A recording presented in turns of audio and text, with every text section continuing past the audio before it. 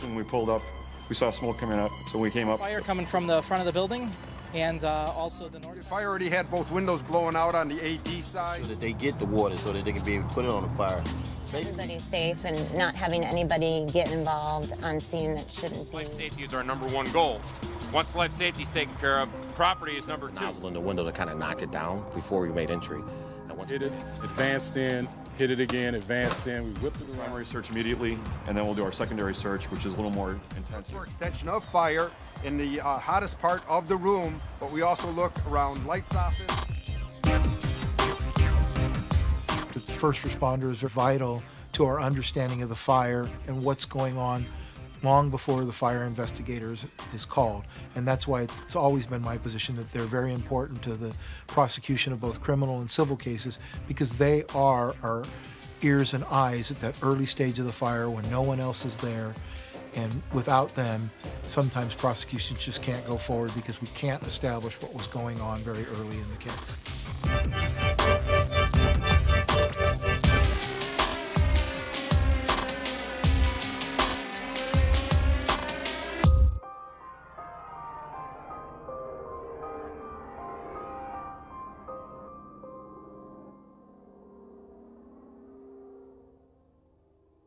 Fire companies had to do extensive overhaul. TVs were thrown out into the yard. I had the ability to talk to the companies while they were still on the scene. I talked to these companies and they told me, you know what was funny? I did notice something funny about it. I threw 3 TVs out the window. None of them were even plugged in. I was like, that was interesting. His regular TVs were all at an off-site location, and he had gone to a thrift store and purchased older TVs and put them in their place. I looked in the closet door to see if there's any clothing. All the clothing was all from thrift stores, still had the tags on it, that he was just assuming was gonna be ash and he could claim as clothing. Everything was replaced. But that was due to the diligence of the companies noting it and saying, hey, did you notice anything funny when you were doing it? And those companies on the scene were very cognizant that they weren't tugging to get that TV off. It wasn't even plugged in. Because lots of times you gotta unscrew the cable or cut it.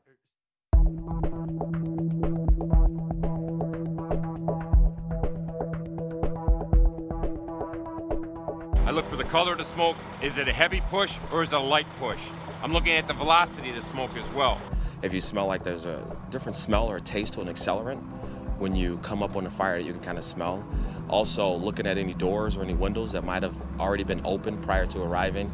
If we know that this is a structure in the time of day that should have been locked up and buttoned up tight, then that what tells us, the investigator want to know that information. I always tell my crews before they force entry into any door is to always make sure, try before you pry. That's our saying here. And if it's open already, they have to make a mental note of it that the door was not locked and they did not have to force it. Were the utilities shut off prior to your arrival? Were they locked out by the utility companies? Were they removed? Were the overhead wires cut? Who tripped the breakers? Did somebody pull the main? Did somebody hit all the individual breakers? Who's that guy? The guy at the hydrant, the guy on the engine, have some of the best seats in the house. You're basically seeing the changes in the color of smoke, for example, which indicate whether, they're getting control of this fire or they're losing the structure altogether. You see either the firefighters ventilating the structure or the structure is ventilating itself, windows are blasting out, or just the smoke, the way the smoke is pushing out, or the smoke starts to subside, the color starts to lighten, things of that nature. Those observations are paramount in investigations. And we have to come and seek you out. That's our end of it, But if it has something to do with the fire, you've got some type of responsibility to at least go to your boss and say, hey, I was around back, and there's a guy running out of the other apartment. There's a can hanging in the drain. I think maybe as long as we're laddered up there, let's take a look and see what it is. Was it ventilated from the outside? Was it ventilated on the inside? Who ventilated it? Because I may find glass broken on the inside of the structure, and I'm thinking, did somebody crawl in that window? They popped it, or they broke the window from the outside, or was that just taken out by a firefighter walking around the exterior? I'm gonna be looking at the window. Is there sooting on the window? Was there smoke staining and protected areas possibly on the carpet where that glass was prior to the fire? Or if that if that came after the fact and there's smoke staining on the glass. Generally, we try and account for every patient on the scene. Do we see someone running from the scene, or do we see someone that looks suspicious on the scene that's either burned and isn't coming forward? Were their hands burned? Were they trying to do something in the fire? Any note of any accelerant on them, if they have gasoline on their hands? So we were second truck, so I went to the rear, and we had force entry, and when we went in, there was acetone, cans of acetone there. And there was rags all over, and you could see where it was. You could see where the flame followed the path of the acetone on the walls, and so that was rather apparent. But there was 3 children that were killed in that, so that was pretty horrible. Now, the position of a number of things can all come into play, and every little step, every action that was taken in suppression efforts, in rescue efforts, to what possibly happened prior to their arrival, is all evidentiary data that is going to be necessary for this death investigation. What were their conditions when they came in? Was the house in disarray? If it's a possible crime concealment, what did they note? I mean, was this house, did everything look fine, or was the place ransacked prior? Did it look like there was possibly a struggle or a fight or something that ensued prior to this fire incident? People talk so freely to firefighters. The fire service is still the most benevolent service in the world. How can this guy hurt us? He's a fireman. He's here to help. People will certainly make statements when firefighters are tying into a hydrant. They're kind of busy, but people will say things to them. I always ask the engineers, hey, do me a favor. Just kind of peruse the crowd, crowds that are gathering, somebody kind of maybe laying off to the side that's just kind of doesn't really fit into the mix, maybe not from the neighborhood, or they're just kind of maybe a little more curious than usual, taking pictures. We get a string of fires. Sometimes when you stand out there, you kind of notice the crowd. If you see the same people more as usual, possibly they might be involved in it. If you are on a line, to be able to articulate what you saw and how early you saw it. And we realize with the gear that you're wearing, you can't roll up your sleeve to look at your watch to tell us what time you saw this. But how the fire behaved, what level it was at, because witnesses come and tell us, you know, the flames were 8 feet high. But we go to you and you say, geez, somebody outside said they were looking through a window, the flames were 8 feet high. And you in turn tell us, yeah, that's because the fire was on the table. It's 4 feet off the floor to begin with. Was this fire smoldering? Did you add the third element that the fire was starting to lose? When you come in, do you feel that you added the O2 that this fire needed to get itself some zeal again and rise up?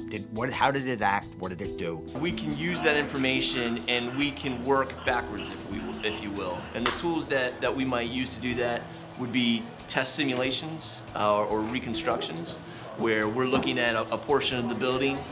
We have a particular scenario in mind, but what you're really doing is giving us a data point to work towards. And with that data point, it can help us better understand what happened in the fire.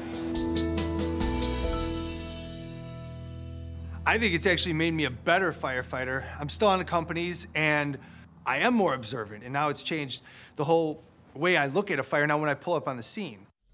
We did not hear any smoke detectors. We did not hear any burglar alarms going off. And in the front window, you can see a lot of flames. From the initial hit, it darkened it down pretty fast. Pretty much no other smells other than plastic burning and like foam burning from the contents. There was some additional smoke coming out of the attic. They did have to force the front door. What we did is just moved a couple sofas around, moved them a little bit, checked behind her, make sure there wasn't any hot spots. The back door was standing open, which normally, especially around this time, that wouldn't be happening.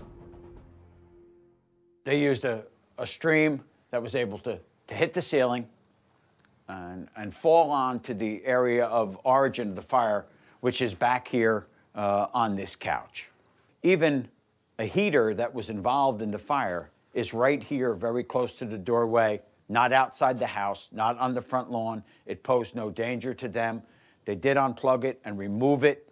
However, they left it in the scene. The window broke thermally from the heat of this particular fire. The fire service's nightmare, polyurethane foam, a very violent fuel when it's burning, and also extremely toxic. They, however, policed this chair, got it good and wet, knocked it down, ensured themselves that they had it under control.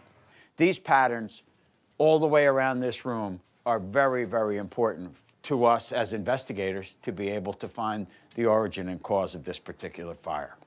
Here, they thought they picked up something on a thermal imaging camera, so they took a pole off the engine, one of their tools, a pike pole, and broke probably a 6x6 hole, and were able to take a look up in there, and were satisfied that the fire had not breached and was not a threat in the interstitial space. You can see here, by these guys not having moved this couch outside, or breaking it in half, or turning it upside down, there is some valuable evidence left right here. These newspapers were part of the original area of origin, which is right here on this particular couch. The hose streams, the hose wash, nothing overzealous. They knew they had a void there because of the outlet. It was cleared out so that they could see that fire had not advanced through the sheetrock, along the duct, up the outlet space, and traveled to perhaps another floor. They left the chairs, everything intact. It would not be uncommon in some areas of the country to come in and find this sheetrock completely removed. Nothing but stud walls. The furniture would all be outside. And when the floor has been hosed down and drowned in water, the protected areas, the markings from the undersides of these pieces of furniture are then difficult to normally aid you in reconstruction. These firefighters who fought this fire did a tremendous job, left glass intact, left furnishings that were in the room intact, even though they had been badly destroyed. A brief conversation with this crew, and the fire investigator was in really good investigative stead to start taking care of and figuring out this fire.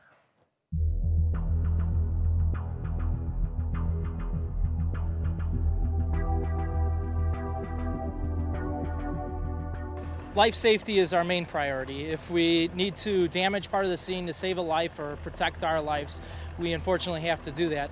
But otherwise, we try and minimize damage at all costs for both the fire investigator standpoint and for the homeowner. We try and use the minimum amount of water that we have to. Water weighs a lot. A gallon of water weighs 8 pounds. With new construction being lightweight, I tend to get more and more water on that floor. I can be a safety factor. And with preservation, if I throw all that water in there, I'm never going to know what's happening. I can wash everything right out the door. So we try and use as much water as we have to, but not get over crazy with it. We use a combination fog nozzle, and we set it to a straighter stream pattern. It's unlike a smooth bore, it doesn't have the penetrating power of a smooth bore, so it does minimize damage to walls. We don't throw all everything that's inside the building outside the building. And as you start your overhaul, if you end up into a non-burn section, stop your overhaul. The fire has obviously not gotten there if it hasn't burnt structural members yet. We don't allow hydrocarbon tools used that are not contaminating the environment, and monitor at that point who's going in, who's coming out. There are more things now than ignitable liquids left at scenes by people who set fires. There are transfers, whether it's hair, whether it's blood. Now, you could leave that wall up there and we could see the patterns on when we come in. You're not worried about that rekindle because you could see with the thermal imaging camera that wall's fine. And now that science has embraced the fire service and the investigative end of what we do, it's been nothing but a win-win, because groups like NIST and other groups from around the country have come in and said, this is what happened here, and this is why these firefighters got themselves caught where they got themselves caught. Ventilation, this was wrong, or this was right. Thank goodness they did it this way. If we bypass somebody in initial search, we're doing secondary search. If that individual's still alive, we're evacuating that individual right away. If that person is already deceased, EMS will be called in, and the victim will be left there. And so you don't want to disturb evidence because at that point it's a crime scene because there's a dead individual there. If there's any chance for survival, the companies are going to try to remove that body, and they're going to make every effort to resuscitate. But if this is after the fact, we know it's going to be a recovery. I ask that we try to keep everybody away from that room as possible. The least amount of people that we have coming in and out of that scene or that area, the better, because we're going to need to know who all was in that room. And try to cordon that area off so we could get the best possible documentation of the position of the body, of the clothing. If we need to take samples from the area, take samples off the body. Documentation of that room is going to be key. Overzealous overhaul is poison, is absolute poison to the fire investigator. It's called spoliation of evidence, which in essence means spoiling the evidence so that people who want to look at the evidence later to find out if it was responsible for the fire have an opportunity to conduct testing. For instance, a fire that starts in a dryer or a toaster or some other artifact that's in the building, you want to do as much as possible to keep that artifact preserved so that everybody has an opportunity to test the item to see if it really did cause the fire. While at present there's been no case finding any government agent responsible for spoliation on the scene, it certainly is coming, and there's a lot of pressure to hold investigators, firefighters, and other personnel of the government who are on fire scenes responsible for the damage they cause to scenes and the damage they cause to both civil and criminal litigation because of the spoliation. I noticed that we have a collapse zone problem. The first window was ventilated on its own. We had visible fire as well as smoke coming out of the window in Sector 1. The door was locked. We did have to force it. And as they forced the door, we also had visible fire coming out of the door. I took out the second window.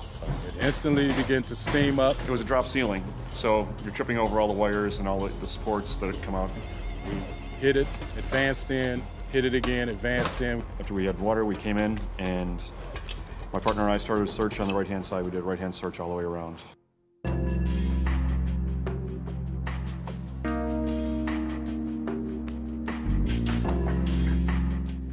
What I usually do is I will take their name down, their phone numbers down, their addresses down, and document that in my report. Where anybody would be coming out of the building, we would try to put them in a certain area because we would want to talk to them, get them preliminary information from them, if they live there or what they had seen. Our first level of documentation is our EMS run reports. Basically, those are legal documents kept with the hospital in our EMS system. We document all their injuries, and we generally transport them to the hospital. First arriving engine officer, first arriving truck officer, getting their description of what they witnessed. That is relayed, in fact, person to person, and myself, I relay to the investigator. We usually try to do a report at what we saw. Definitely saying that the door was already open for us would have been something we would have noted on that, plus what initially we saw when we saw the fire and how it reacted, what we moved back, and what type of overhaul we did to the building would have been something on the report for the investigator. Did I force that door? Did I throw out the contents of the second bedroom? Did I do a primary of the first floor? And just make note, because there may be somebody coming up, a fire investigator, asking you later on that day, asking you next duty day. The more serious the case, the longer it takes. You know, if you've got a simple fire to a building where nobody's hurt, it might go to trial in 6 months or a year. If you've got deaths or injuries, or you've got a capital case, it could be up to 5 or 6 years down the road. Now, you wish you took 5 minutes to just jot down something as small as a window was open, or a door was open, or we had to cut through this, or we encountered furniture put in front of the front door. Well, typically the first responder's testimony would be very short and brief. We can bring them in, 15, 20 minutes of testimony explaining what observations they made on the scene. They're typically the types of things such as their initial response, their initial entry, and it provides us with a well-rounded view of the fire scene that is very valuable in the prosecution of a case, and may be very valuable in a civil suit if they're looking at where a particular object is, and this is the firefighter that entered the location and found the object. So if we Get in the habit of making these notes and putting it in the narratives, including it in the fire report by the lieutenant, the incident commander, just being responsible for what your company did and the individuals in your company. That helps considerably. If they're in a situation where they're testifying at a criminal trial, they can expect that the defense lawyer is going to ask them a great deal of questions about origin and cause of the fire. And typically, it's my position that they're not responsible for cause and origin. They're not trained to do cause and origin. Their role in the fire is to put out the fire, and they just happen to make observations that are relevant to the origin and cause of that fire. You can clearly see the burn patterns, heat patterns, going up, going out, ventilation patterns with the window. All that is visible by them just leaving this wall intact. Your electric, you have conduit here, your overheads, they're all still somewhat intact. A number of times, those are going to be outside. Lots of times, they end up outside. If the fire investigator doesn't get there soon, you may have scrappers that come and grab these lights, grab this, and now you got nothing. So now, everything is still left here. In the event you have to have an electrical engineer come out, the electrical engineer is going to be able to look at these. They're going to be able to collect these very easily for any type of lab analysis. You got your drop ceiling. A number of these things are still intact here. You can actually look at the heat patterns on some of the beams here. And then you also know any possible what may be confused as secondary fires could be things dropping from the ceiling that you're very cognizant of because these guys have not ripped down everything. You know exactly what's up here. You know where the ductwork is. Sometimes you have issues with ventilation because you have returns in the area. This ductwork right here, it's not all on the ground. So I have a pretty good idea as to which way this ductwork was running in the event we have a possibility of it impacting the fire. The whole scene itself, in my opinion, is evidence. And to just be cognizant that when you're in that house, you are in a potential crime scene. There's evidentiary data in the entire room.